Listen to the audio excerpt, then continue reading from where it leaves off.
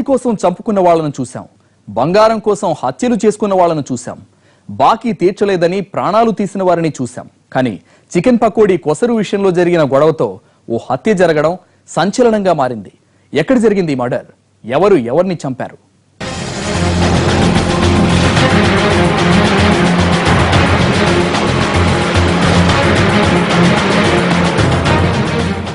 చిన్న చిన్న తగాదాలకే విచక్షణ కోల్పోతున్నారు. సిల్లీ విషయాలకు దాడులు చేసుకుంటున్నారు. ప్రాణాలు పోయేలా తన్నుకు చేస్తున్నారు. కర్నూలు జిల్లాలో ఇలాంటి దారుణమే జరిగింది.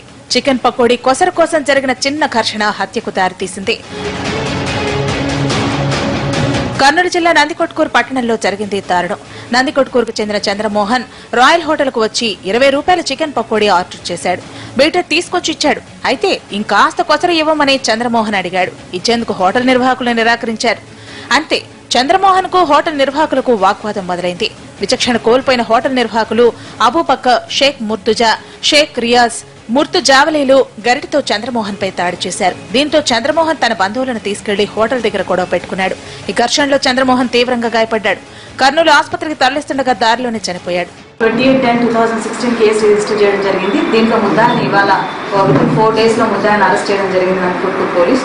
తర్వాత దీంట్లో ఏవన్ ఎవరైతే ఉన్నారో అబూబక్కర్ రాష్ట్ర కార్యదర్శి ఆవాస్ కమిటీ మెంబర్ ఈయన. అండ్ మోర్ ఓవర్ ఈయన మీద రౌడీ షీటర్ కూడా ఉంది. ఇదివరకు 2-3 కేసులలో కూడా ఈయన ముద్దాయిగా ఉన్నారు. మొత్తం 4 members అక్యూజ్డ్. దీంట్లో వాళ్ళందరినీ కూడా ఇవాళ అరెస్ట్ చేయడం జరిగింది. చంద్రమోహన్ బంధువుల ఫిర్యాదుతో దాడి చేసిన 4గురిని అరెస్ట్ చేశారు పోలీసులు. వారిని కోర్టులో హాజరుపరిచారు. చికెన్ పకోడా కొసరు వివాదం హత్యకు దారితీయడం సంచలనంగా మారింది.